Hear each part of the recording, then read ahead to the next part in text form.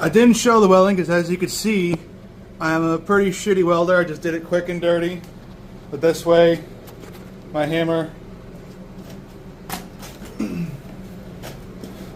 will have somewhere to hit.